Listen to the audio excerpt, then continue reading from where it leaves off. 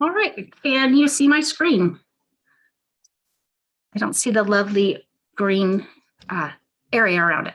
All right, overcoming resistance to Agile. I have been teaching Agile for 10, 15 years. I've been Agiled before as a team member I think it was 20 years ago.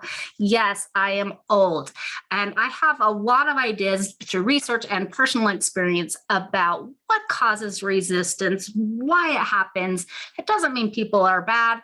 It means that we need to adjust the way that we're coaching them, we're behaving as leaders, and when it comes to introducing Agile, or if we're trying to grow our existing Agile process that we have.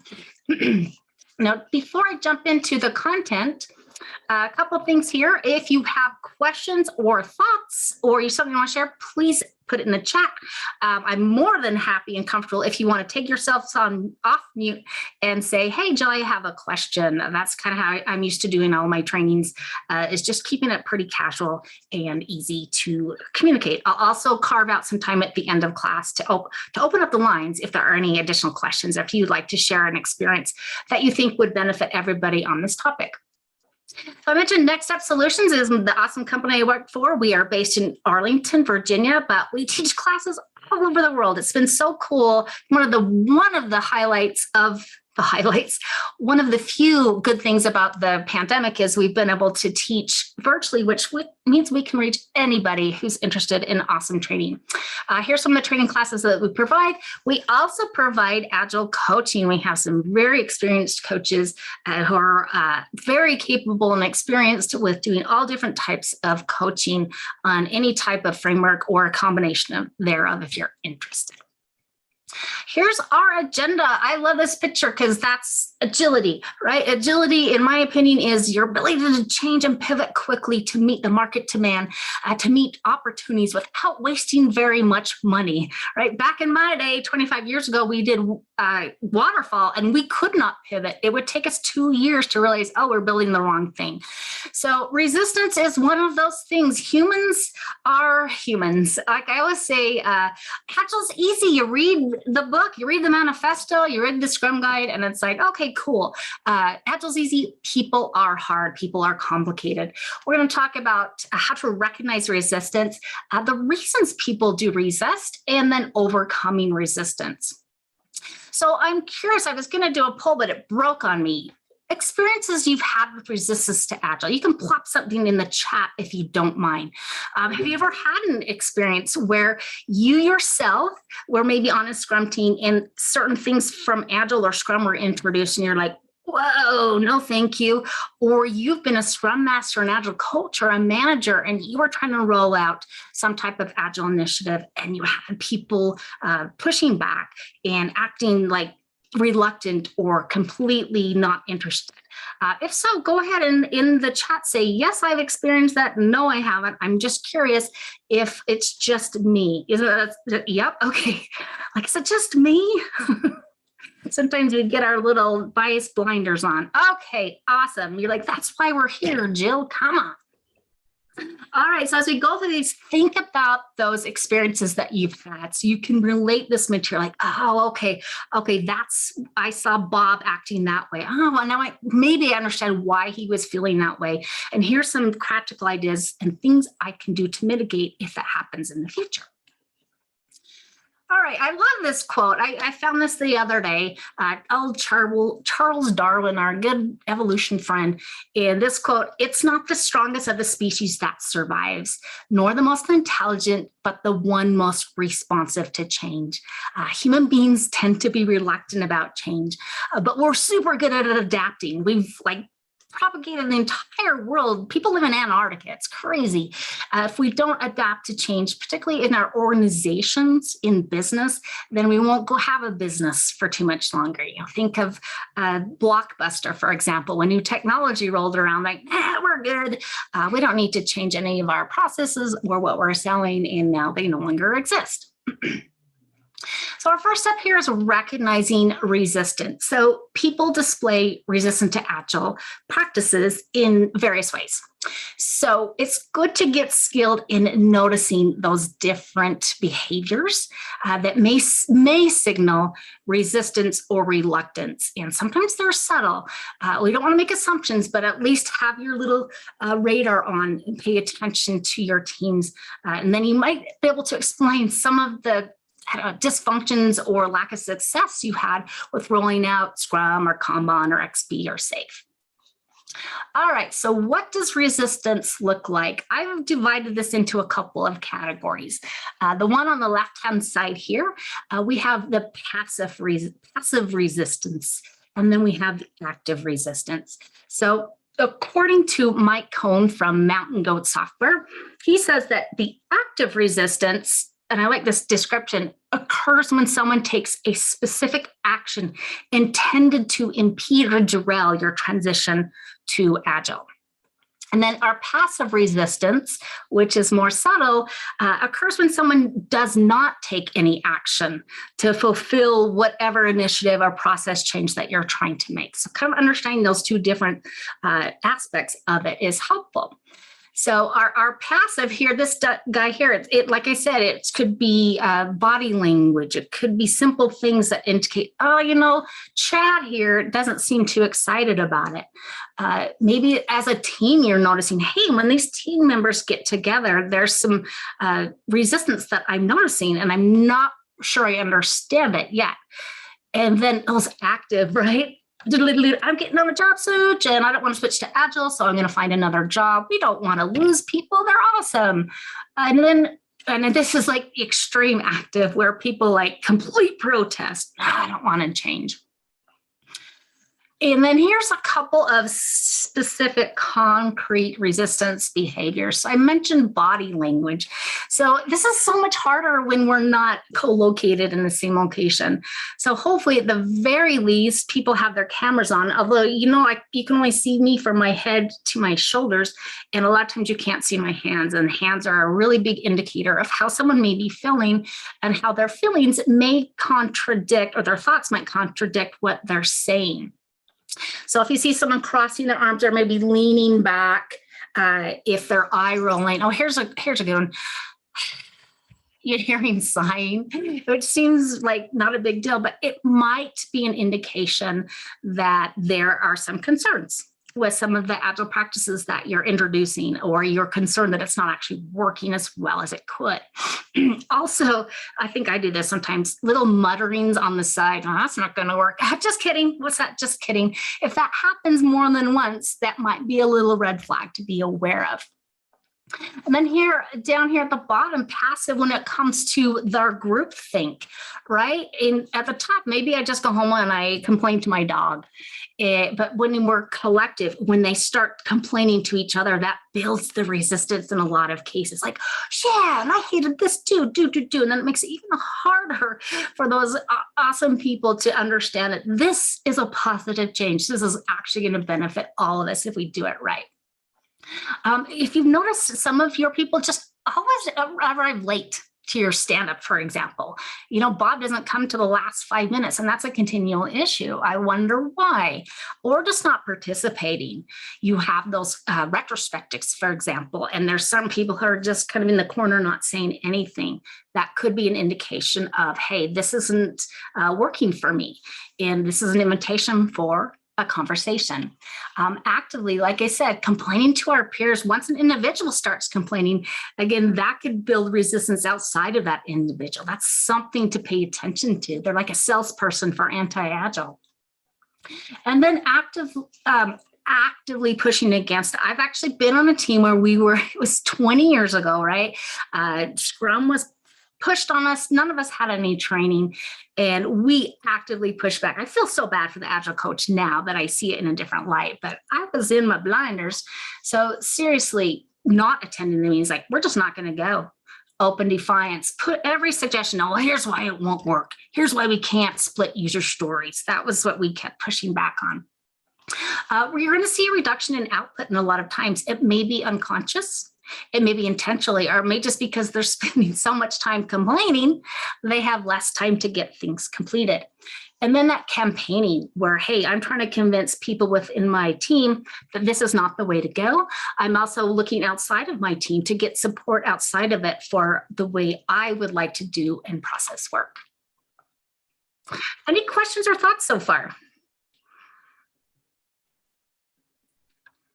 All right. So why do people resist change? And I don't have all the answers, obviously. I'm not a psychologist, but I broke it down into 3 categories. Understanding the reasons behind it will help you shape your coaching stance and the way you address these potential dysfunctions. So first we have our poor change management, right? Maybe it's unintentionally poor, or maybe we just don't understand the human factors when it comes to changes. So if I'm doing a very top-down transformation, for example, which is what I went through 20 years ago, we had no say in it. We didn't even really understand what it was. And I said, unless you get this rolling in the next 3 weeks, we're going to yell at you and potentially let you go. Eeks! We were all freaked out. So a lot of their resistance became passive. It started as active, and then we're like, okay, we're just going to be passive. So we weren't very effective, but it was invisible to a lot of people, which is almost worse. It's like some disease that's latent, and it just kind of prevents you from being your best you. And then fear, the human factors are huge. And a lot of people ignore these human factors. In fact, I had a senior VP I used to report to, and I was getting ready to do this training for all the managers in the organization. It's a huge organization. And I had a section about human factors and how important it is to understand how people are feeling and address those. If it's fear about losing your job, it's fear about change, it's fear, all sorts of fears, right? And he said, oh, that's just gobbledygook, take it all out. So we have to, humans aren't just this robotic brain. There's multiple facets of a human being, and it's super important to understand that, and you will address the change in a different way. And then our last one, these two kind of go together, are our biases is how you say it. Unconscious biases, we all have them. They are these shortcuts that our brain takes when confronted with a certain decision. And if we don't give ourselves and our teams time to really sit back and analyze certain suggestions you have for positive change, those biases can kick in and say, well, my cousin John, he went to Scrum and they hated it, so Scrum's bad. Very simplistic decision-making process. What we want to do is get people to really think about it with the other side of their brain, their slow thinking brain, to think about it logically. All right, so a little bit more details on this. Let's think about specific. If anyone wants to add any others that I don't have, please plop it in the chat. Examples that could foster this resistance. A lot of mitigating resistance comes to preventing it in the first place, right? If you decide, oh, I'm going to roll out this new initiative, I'm going to do a transformation, or maybe we're just going to step it up a little bit and do a little bit, maybe increase how often we release to market, for example. Some of these things, if you get ahead of it, will then head off or bypass any resistance. Once that resistance gets stuck, you can still mitigate it, but it takes a little bit longer. So again, those top-down solutions without any say or buy-in, people hate that. They will resist either actively and or passively.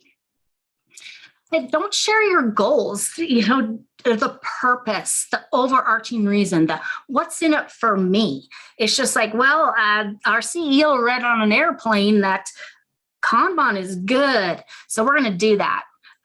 Okay, that's not a very good motivator for me. Really want to explain the why. Lead with why. Don't provide any training, or I'm just going to train a few people because I don't want to spend the money, and then they'll just teach everybody else. That's very hard to sustain a positive change if I don't really understand the terminology people are using. That learning curve is going to take so much longer without proper training. When we're introducing a significant change, a lot of times our awesome executives, they want to see results right away. So they look at a month, okay, we've been doing this for a month. I haven't seen any changes at all. It takes time. People have to absorb it emotionally and cerebrally. I have to understand the terminology. And then I want to adapt my practices accordingly. There's some experimentation. All of you who know Scrum, you've got to try it and then pivot and change. We have to give people time to do that. And then here's my favorite / least favorite. I say favorite sarcastically, using those counterproductive metrics to say, yes, we're agile. For example, velocity, one of the most abused metrics, in my opinion, saying, okay, well, our velocity is here when we started this initiative.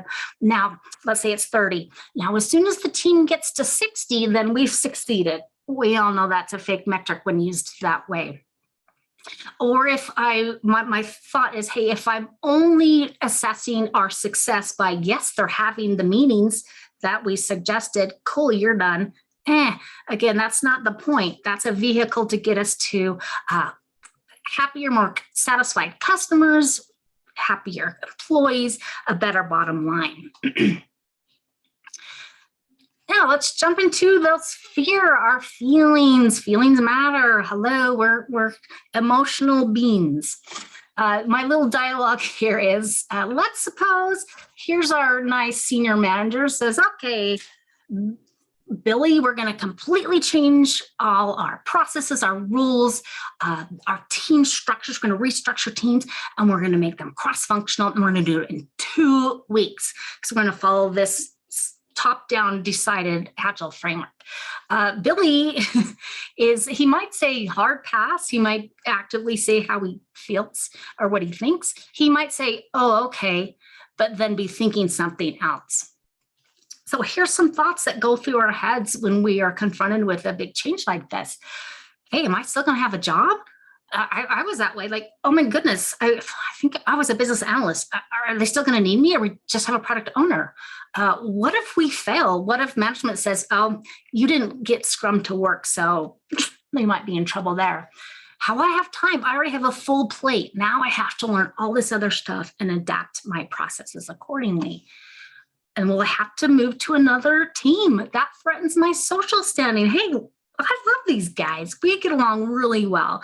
And if I switch to another team, I'm going to start all over again. That's a loss. That's something real to consider when you're making these big changes. And then again, people don't like change pushed on them. Why don't I have any say at all? You know, maybe with our type of work, this Kanban may be better than Scrum. Can we at least have a dialogue on that? So our friend here, he's going to push back, and this is the way it's addressed. So fear, so addressing those fears that our good friend here in the last slide that he was thinking that he may have not articulated. So again, when that happens, first of all, know that this is probably going to happen with any kind of major change. And then you address him, you meet him where he is at and help get those things that are in the brain, talk about it in a very psychological safe environment so you can explore the concerns together. So fear, what are they scared of? Again, fear of failure. Hey, I'm already doing pretty dang good. I've been doing this for 3 years and I don't want to change and maybe look bad and not do it right. What if we actually start delivering less stuff? That's terrible. That will make me feel bad about myself, and other people might agree.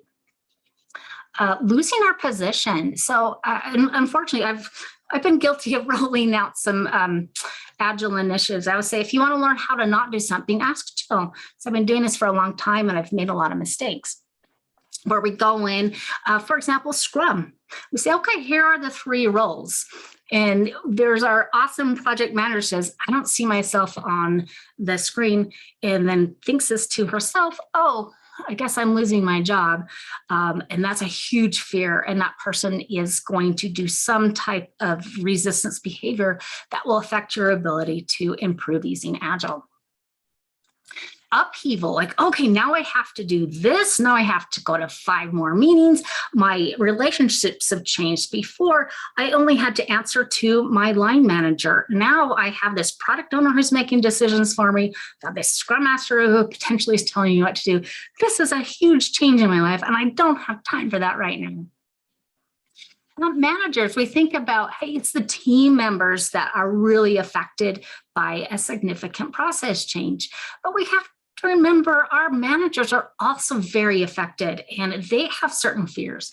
There was a study, I forget who it was by, in 2007, that the managers' fear from a survey, their biggest fear when it came to a big change like a move to Scrum was the fear of losing their control and authority. This is a real thing. Like if you see those slides and you're presenting the Scrum roles, I don't see my name on there or my role. So there's concerns, even if you have no intention of replacing that person or moving their authority, they don't know that. So that's a conversation that we want to have. And our third one here are biases. So what biases could potentially derail an Agile initiative that you've set up? So there's so many biases, and you can go down a rat hole looking at them because it's fascinating. Status quo bias. So this is a common thing in human beings, and it's that shortcut that if I have the status quo, this is the current baseline, and then any significant change for that baseline, people automatically tend to see that as a loss, even if the change we know is better. Having worked in waterfall for several years and then over time working in Scrum, like, oh my gosh, this is so much better, but I couldn't see that at the time. Another common bias that we all suffer from is what's called confirmation bias. And what that means is a cognitive bias that when we have new information coming in, we will tend to reject it if it goes against what we firmly believe.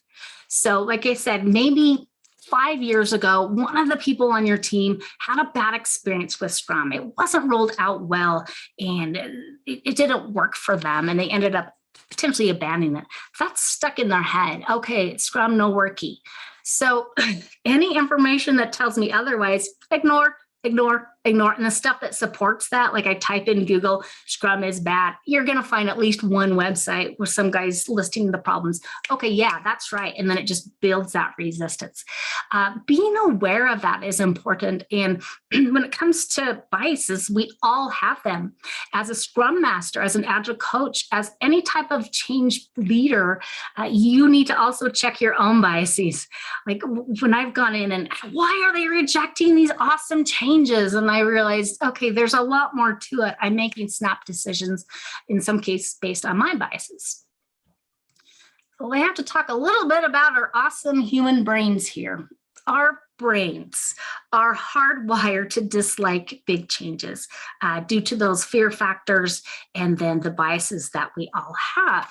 There's this little guy in our brain, and I'm not a brain scientist, but I do watch a lot of videos on YouTube, called the amygdala. And the amygdala controls our emotions. And when I am confronted with a big change, this is our survival mechanism, essentially. If you think about back, our cave-dwelling ancestors, where if they see something that's orange and black, right? They're not going to sit there and engage their deeper level thinking, I wonder if that's a tiger. No, you're going to use those biases and quickly pivot and fear, right? And then run and get out of there. So today, most of us aren't confronted by tigers. Some of us maybe if you work in a zoo. But we still have that fear, that fight or flight response. So when there's big, bold steps towards a change that we're embarking on, we might be excited at first, but then we start to realize, oh, this is hard, this is big, this is stressful. We start to feel those feelings of stress and anxiety. And then when our brain detects those emotions, this amygdala activates and it says, okay, you got to fight or flight because this is uncomfortable. I don't like these feelings. So when it comes to it changed like to Agile, it's like, okay, either to avoid that, rather than confronting, hey, maybe Agile is better, and opening up your mind to that option, it comes to the, well, I don't know, think about it. So maybe you just ignore it, you disengage. Maybe you procrastinate. Okay, yeah, I'll show up to that stand-up meeting, maybe next sprint, maybe the next one. Or there's the pushback, like this is uncomfortable. This isn't going to work for us. We can't do X, Y, and Z because it makes me uncomfortable. In addition to our feelings and those feelings of fear, it's these biases also originate here. And again, that's part of that survival mechanism. Fear is built into human beings to protect us. What we want to do is encourage people to recognize the fear and explore it gently. We don't want to tell them, your fears are wrong. We want the people to come to the conclusion, okay, let's at least give it a try. That's why I love that when the door just opens a little bit. All right, we'll give it a try. Like, yes, that's exciting. All right, so resistance. Now I have to mention this. I read, it was a couple weeks ago, an article. It was from 1969 in the Harvard. Oh yes, thanks, Don. I should put that name. I was going to amygdala. It's hard to spell. No, I'm just kidding. Amygdala, AMY something. Resistance isn't necessarily bad. So in this article, it's Paul Lawrence. He did a study and talked about changes. This is from a manufacturing perspective. It was in 1969. But humans are the same as far as these emotional factors in 1969 as they are today. So what we want to do, if you notice those resistance, whether they're active or passive, rather than thinking, oh, this is bad, we just need to crush it. No, we want to explore it. It could be a useful red flag where it's like, oh, you know what? The way I rolled this out maybe isn't the best way. We want to pivot and change, meet them where they are. So when I see this, I want to ask questions. Hey, I've noticed you're not engaging in a lot of our meetings. Do you want to talk about it? What's preventing you from being on time to our meeting?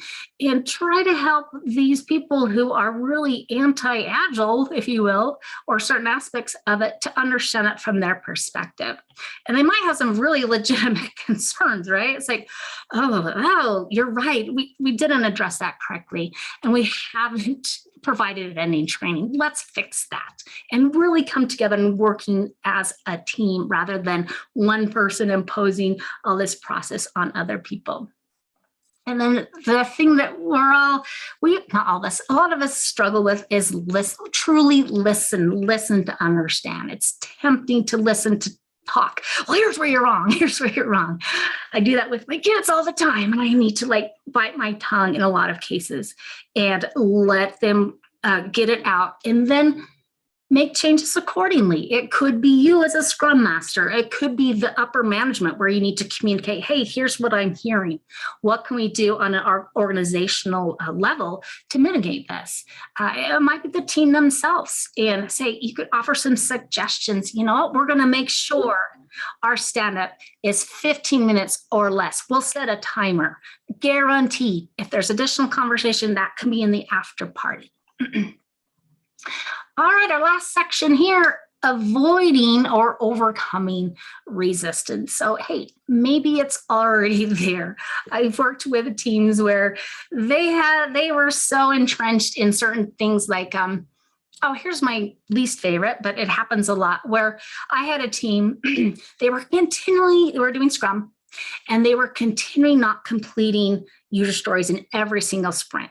So they'd commit to too much, they'd get maybe half, 3/4 done, and the rest would carry over. Guilty. Anna says guilty. Yes, I do. And when it's happening so often, it becomes a problem because it's hard for the product owner to plan accordingly, and a lot of other reasons. Be that as it may, once they're entrenched like that, their reason was, hey, we're just going to shoot for the stars, and if we reach the moon, yay, we're awesome. So for that, it took a while for them to see the other side, bringing in some of the representatives from business and explaining, here's how it hurts me. Here's how when I tell my clients X and I can't deliver, this is the impact on all of this. And it wasn't for like 6 months in, we were able to make those pivots. All right, so number one, we've talked a lot about human emotion feelings. So this is information, you've probably heard of him, from John Cotter. Yes, he's written several books that talk about Agile and improving our processes. And one of his statements is, and I do this too, like, when you see resistance and when you're met with that, and I think to myself, oh, if just they understood how awesome Agile is, if they just understood the benefits, if they just understood how it will improve their lives, we won't have to work 80-hour weeks to get that release that we were working on for the last 8 months. And our first natural instinct as leaders is to, okay, I just need to educate them. That's mine too. Like, okay, I'm going to create a deck. I'm going to do my training and I'm going to teach them, hey, this is what Agile is. This is what Scrum is. This is what Kanban is. And here's the benefits because Jill said so, blah, blah, blah. And it's very tempting. And that's an important aspect of a transformation to Agile, but it's not the only aspect that you want to address. So typically, if those yikes feelings are already there, feelings of resistance, reluctance, fear, maybe just anger. I had some angry people when it comes to rolling out a new process. A lot of times those feelings will trump any knowledge that you'd feed that person. A lot of it's the cognitive bias, right? A lot of it is they just aren't listening. Like, I'm not listening. Jill, shut up. My feelings are so strong in most cases, and we're wired that way. Hey, if I'm scared, that's going to, even if I say, well, I want to see if that's a tiger first, that fear is going to take you out of there. You're not going to get eaten. So in John Cotter, some of his things that he suggests dealing with this, the feeling side, would be, okay, what we want to do is rather than drilling into here's all the facts about Agile, what we want to do is say, okay, first of all, let's kind of turn that around. Before we jump into the facts, let's start a little bit higher level and address that human factors and the human needs. Step one is, okay, ask yourself, what do they need to see? So let's suppose you're proposing an awesome new process change, and you want to ask yourself, what do they need to see? So this is the why. If you've read any, or I just watched the TED Talks, Simon Sinek, start with why. If you go to Walmart and you get in line to do your groceries and you want to cut in front of somebody, if you ask them, hey, do you mind if I cut in front of you? They're going to say no 99% of the time. If you give them a why, even if it's kind of, I say, hey, can I cut in front of a meeting? They're a lot more likely to let you in. So start with the why. Hey, and paint a picture. Imagine a situation where we are, we're meeting our goals. We're not working overtime. Our quality is amazing. Our customers love us. We're collaborating together. Paint that picture of this is what we're trying to achieve. And then how do you want them to feel? Think about, and when we're painting this picture, hopefully that will start to build different feelings like, oh, hope. I feeling hope. Oh, that sounds kind of nice. So I'm thinking I want them to feel excited, ideally excited, at least open. That's step one. Hey, okay, you know what? I'm open to having a stand-up every day. I'm open to it. Let's try it and see if it adds value. That's a huge step as far as pivoting those feelings so they'll be more willing to adopt the change that is going to be better for them and the organization over time. And then asking yourself with each action, with each conversation that you have, ask yourself, do I think that this will actually motivate them to change? Sometimes, like I said, we get stuck in I'll just educate them. Then ask yourselves where they're at now. Is this really going to motivate them to change? If it's too soon, it may actually do the opposite. So kind of being aware of that, thinking about your own assumptions and your own potential silos is vital. All right, so talking about the amygdala, which is in that brain there, right? Our emotion center. One way, and there's lots of information on this, and I would show a video, but there's just not time. There's certain things you can do to sneak past the amygdala. So it doesn't invoke, so whatever you do, it doesn't invoke that fight or flight process, or it's a lot lighter. So one idea is to start small and then evolve small. So if anyone has taken my Kanban classes, this is the Kanban approach to change. It's not just Kanban. In fact, I was reading on Mike Cohen, who is a big Scrum proponent, that he suggests also, rather than rolling out Scrum all at once. So I've done that to people. Okay, we're going to have a 2-day training, and then day 3, we're going to reorganize the teams and then create new roles. And then day 3, we're going to start our first sprint. That is automatically hitting that amygdala with so many stressors and anxieties and fears. It's going to cause a lot of pushback. Oh, Don, I love this. I'm looking at the chat. I know the word Trump.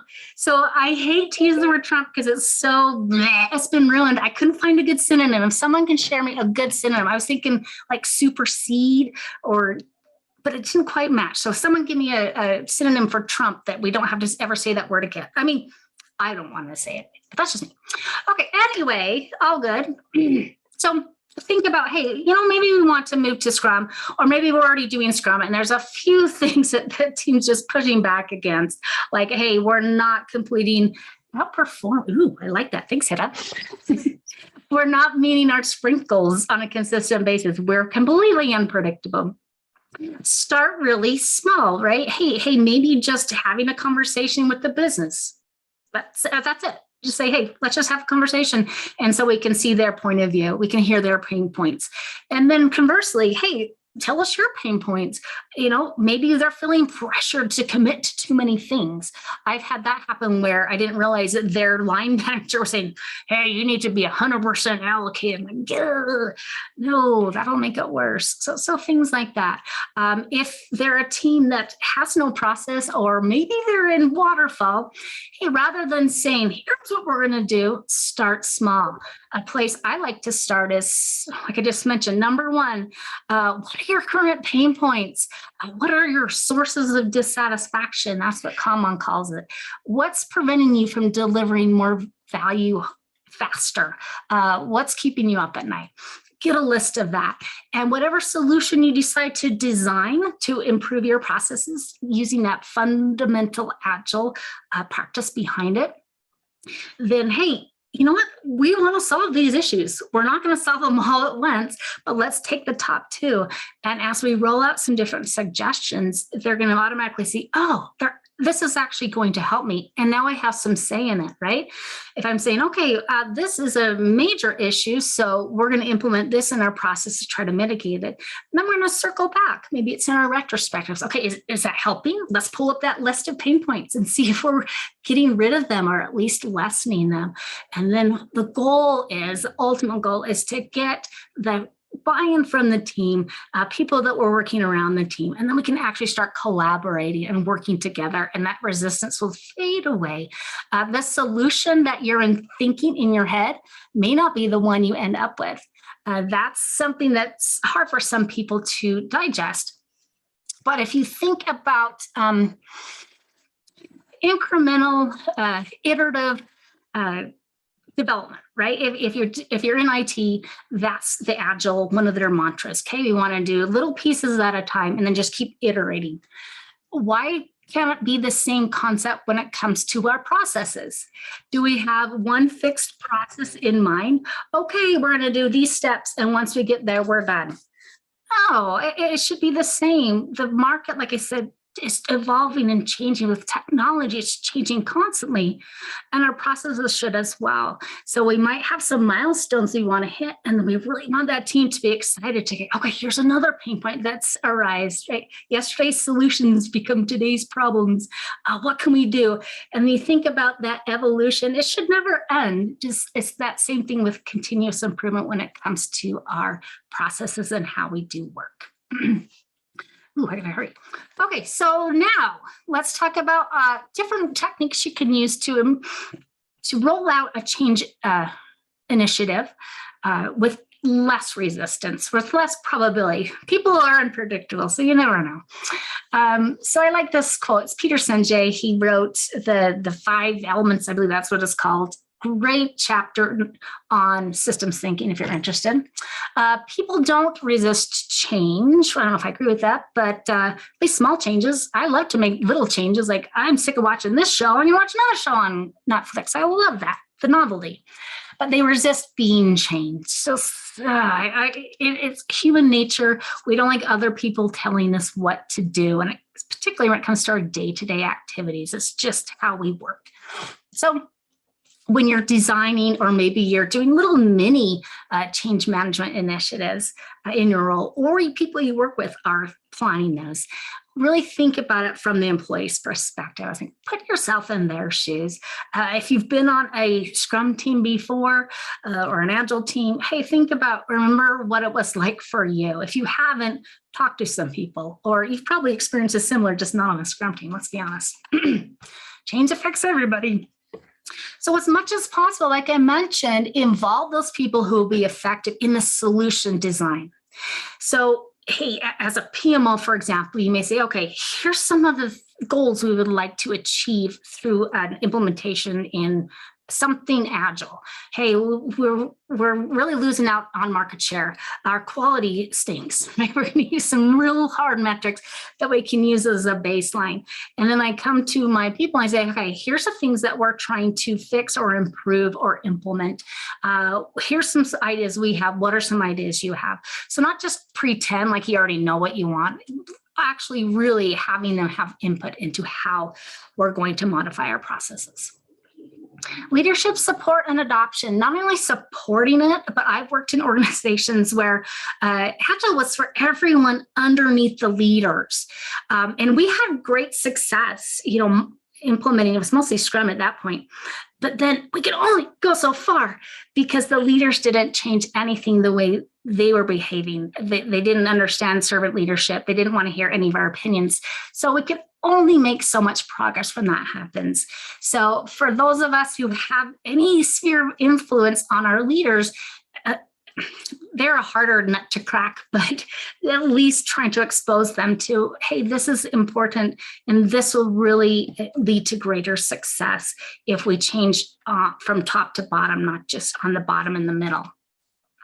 Training, I've already mentioned training. Hey, excellent training. Provide something at the beginning once you've addressed a lot of those emotional issues, and then either you or whoever loves to do training, create little mini trainings, right? You can present maybe 5-10-minute training on a concept in your retrospectives, for example, and get feedback from the people. That's really important to keep learning. That knowledge piece is vital as well as the emotional piece.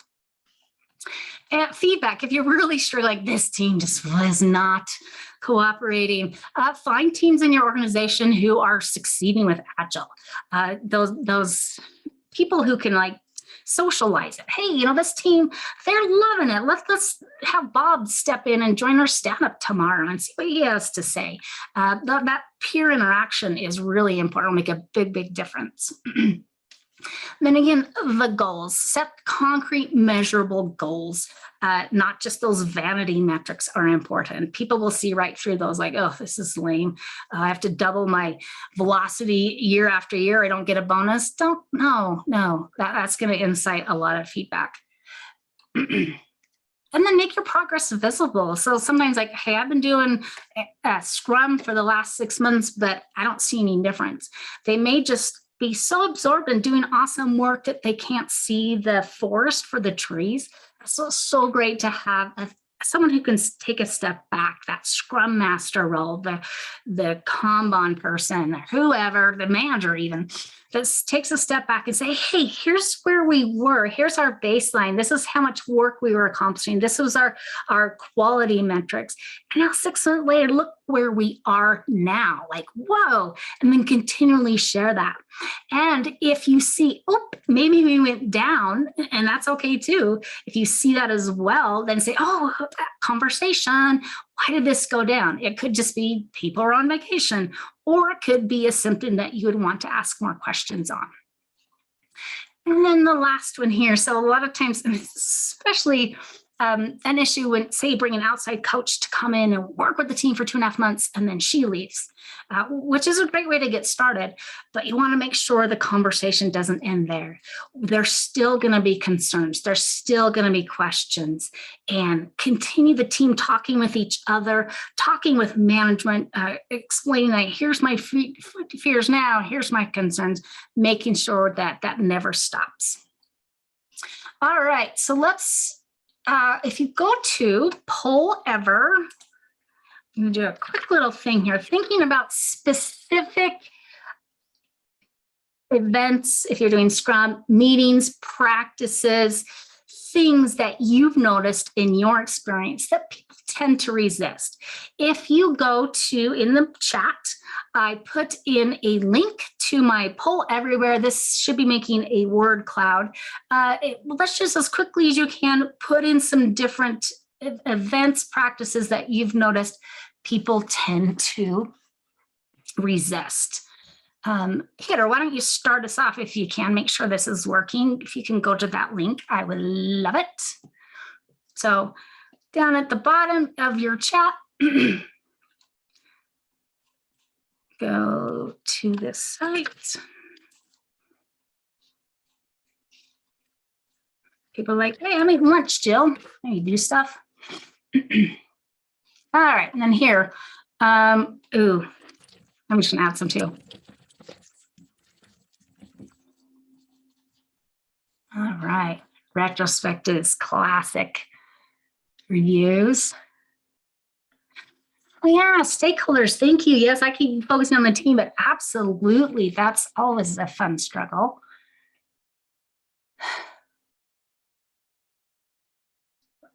Death stories in general, if they're transitioning, that is a hard leap. I struggled with that as a business analyst for quite a while, until someone actually sat with me and showed me how to do it. They're like, oh, now I get it.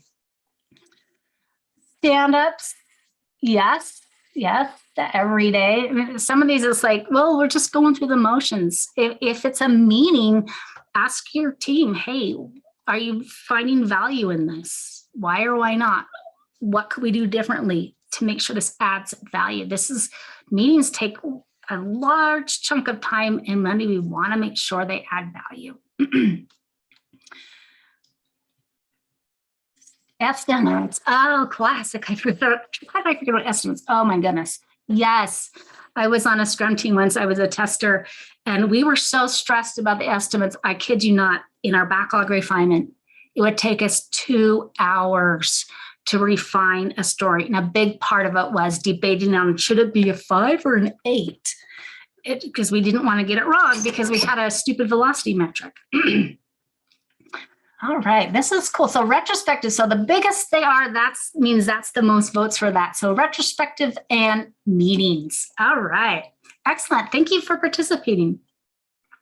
So just to wrap this up, so I was doing this in my head last week, and I thought, Agile meetings, I've seen a lot of resistance to this. So here's a little table that I created to think, okay, when I notice this resistance, maybe we're already doing Agile, so it's not like we're starting from scratch. And I noticed that nobody wants to go to the retrospective, or when they go, it's just like, everything was great, everything's awesome, we worked well together, and I don't have any changes. And that's just a waste of everybody's time. So First of all, think about the resistance that you've noticed. Just ask them, right? If you're on a good rapport, say, hey, why do you hate the retrospectives? Well, it's too time consuming. It doesn't have any value. It's just, I've heard this from a lot of people. Hey, we'll just email each other. Save you a lot of time. And then think about some of the internal unconscious stuff or things that aren't obvious. Hey, maybe there's just too many meetings in general, although they'll probably tell you that. Maybe your meetings aren't facilitated very well. Maybe the team doesn't feel safe psychologically to say, here's my real issue in those retrospectives. And so that's why you never really break through the surface. And then think about, okay, for each one of these, what are some potential coaching moves I could try? So you're brainstorming before you try to confront them. I like to think about it so I don't end up putting my foot in my mouth, which I probably will anyway. But what's the purpose? Hey, make sure they understand the underlying purpose. It's not just to check a box, right? It's to like in the stand-up, is to like get on the same page, create a plan for the day to meet that sprint goal. And then show them. In some cases, it is better to send emails or to send something over Slack. But when you're having those complex conversations, show them, hey, look at this email thread that went on for pages and pages and pages about a certain concept. Maybe it's a technical issue and nothing got resolved. Hey, how would that be if we actually met face-to-face or camera to camera? And how is actually an easier, faster method of collaborating? Things like that. And coming down this list, think of some different things you can try. Hey, maybe it is a psychological safety issue and it may not be coming from you or the team. It could be outside the team. That's a fun thing to address. But it's without that, like I said, you will only get so deep into what's really preventing the team from high success. And then maybe you're going to work outside the teams like, okay, guys, it could be the business. Your guys are great, but our teams are spending 70% of their time in meetings. They don't have time to actually do their job. So what can we do to get rid of those, or maybe not have as many people in those in order to free up sometimes? So the team can really be devoted to the stuff that adds value. So again, thinking about it from the emotional perspective as well as the knowledge perspective. What do they need to see? The why?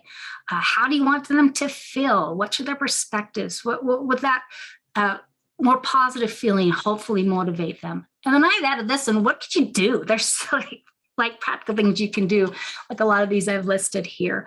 Try it out. It may work and it may not, and then you pivot. All right, so there's the presentation. So overcoming resistance, again, there's no silver bullet. There are different things we do in order to try to prevent it and then to lessen and mitigate it as we go along. And it's never as lovely. It's a never-ending journey. You'll always have a job as long as you employ human beings rather than robots. All right, any other questions or thoughts or comments before we break?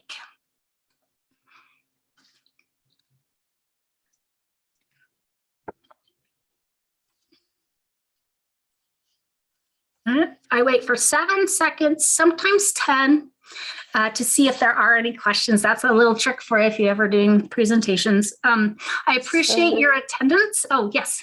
It looks like Suleiman may have a question in the chat. Oh, okay. Suleiman. There's a song from Neil Diamond with that name in it. Yes. Now he asks in the chat, thank you. Have you ever been in a situation where personal benefit was the major reason for resisting changes? Yes. I got stories real quickly. Yes. And those are really hard to mitigate, particularly if that individual or group of individuals has upper leadership support or it's coming from upper leadership. 2 quick examples. One, I had a rock star, this is on my team actually, when I was a tester, a rock star developer, we'll call him Peter, that wasn't his name. So Peter was completely against Agile and he got in the ear of his manager. So he essentially became a team of one and he just kept putting in stuff that we didn't even ask for. And it went on and on for years. And from what I've heard, it's still happening because it was he's like, well, this is what I want, not thinking about what's the greater good. Also, real quick, senior management, if you think about those metrics, I mentioned the velocity one. I had a senior leader who got a lot of political, what should I say, promotions, right? Or actually because of that metric. So that was his own self-interest affected thousands of people. All right. H1B is a touch one to encourage. Tough. Dawn, do you mind explaining that to us? If you don't mind, we have a few more minutes. Oh, you're on mute. There we go. Yeah, can you hear me? Yes. Okay, yeah. H1B, we have, 75% of our IT environment in the development stage offshore. So if you having a hard time convincing your onshore people with the change, how do you convince those, like somebody else here had mentioned, Barbara, that don't speak the English language? The English language is a second or third language. How do you convince them as well? Obviously, they have their peers, and you deal with the peers as a manager or leader, whatever. How do you try to convince them this is the direction that we're trying to make and their opposition to that in a second or third language? Yes. So I have worked with a lot of teams in India and Ireland, all over the world. And that was kind of the standard. We had more people outside of the US than inside the US. And I got so used to it, I didn't think about it. But initially there was a lot of concern, like, we were worried that a lot of our jobs were going away. So that might be a different issue to consider. But as far as not speaking the same language, a lot of it, you can't convince them, this is going to be great. A lot of it, what we did, help people get to know each other on a personal basis. That made all the difference. And granted, it took time. So as a Scrum Master, doing things like, hey, we're going to have each person present a little profile about themselves and some pictures. And then we start opening a dialogue with each other on a personal basis. I guess it's not just with people who are in different countries. It's actually a team itself. Once that starts to gel. When I first started working with my teams in India, this was, 15 years ago, to be honest, I couldn't understand their accents, and I found out they didn't understand mine either. So we were having conversations, and it's always like, what? We both got better at it over time. I'd like to say I got really good at it. So we did have a lot of follow-up emails, which is okay too if there is some concern about understanding each other. I had a Scrum Master, my friend, and he would actually type up notes and make them visible online so we could make sure that we're understanding each other. Does that answer your question, Dawn and Barbara? Not so convinced. No, I'm sorry. Yes, words mean a lot, and how you interpret or how they're received are one thing. But again, it's human nature to accept change, through the caveman days and whatever. But it's getting harder and harder, I think, as technology progresses, that people try and do their best to keep up with the latest technology, and they just get simply overwhelmed. And then you add language on top of that, makes it even more compelling to pick your direction in a fork in a road. Do I go left? Do I go right? Absolutely. Maybe, so this maybe. Oh, Sorry, can you hear me? yes, Alonso. Okay, this is Alonso. I am a non-native speaker of English, so I can tell you definitely how it feels when you are explaining or trying to convince another person that is not well understood. It's not managing very well the native speakers majority, let's say that. So in this case, English. So what we have done is to look for local leaders that speak the two languages very well, and we go through this path. So we sync up with the leaders, the local leaders, and then we used to channel our initiatives through these leaders. So we have a sync up with the leaders and that speak the both languages very well. and then they pass down the information to the native speakers, let's say in Spanish or in some other languages as well. So this is how we approach that in that situation. I don't know if that helps. That's how we're managing that. Thanks, Alonso. Barbara? Mhm. My problem is more that they simply refuse to speak.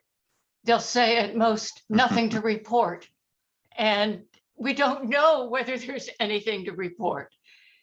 And these are all in the US, most of them all in the same time zone. And most of them know each other from pre-pandemic in-person meetings.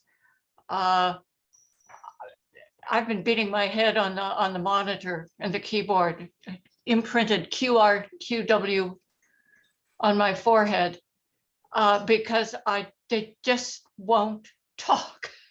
And yes, I've talked to them one-on-one, etc. So Barbara, I was a Scrum Master, and my entire team I was only one that was a native English speaker. And I had the same thing, like retrospectives, like crickets. It was so hard to have that open dialogue. So a couple of thoughts, and there's, like I said, there's no magic bullet, but what I ended up doing is creating a safe zone. So So first, and it sounds weird, I know Scrumophiles might be mad, but I have them submit stuff in an email before our stand-up. It's just concerns before our retrospective. And then I say, okay, this is from this is this. So they're like, okay, it's okay to step up. A lot of it's that psychological safety, or maybe like, oh, I'm worried that she won't understand this. But if you have it written, that's another option. And granted, they were in India. I would call them up when I knew that I had their phone number, and just having that dialogue on the phone rather than on a meeting where everyone's watching you helped to kind of soften it, I guess, the conversation. That just worked for me. If anyone else has some ideas, that would be fantastic for Barbara. It's so like Dawn says, like there's so many that adds another layer of complexity, right? And not just a language barrier, but hey, we have a different backgrounds, and it's kind of gelling and coming together it's going to potentially slow things down a little bit. And I think it's just acknowledging that, communicating that is okay. Great questions. Thank you. I appreciate it. All right. Well, I appreciate everybody. If you have any other things, please reach out to me on LinkedIn. I would love to connect with you, and I appreciate all the feedback. And I wish you a happy Friday, all, and I hope to see you again. Take care. Thanks, everyone. And just a reminder, you will receive a recording of this webinar today once it has been processed. Right. So we just need to end the recording. Is that right, Hida? Excellent.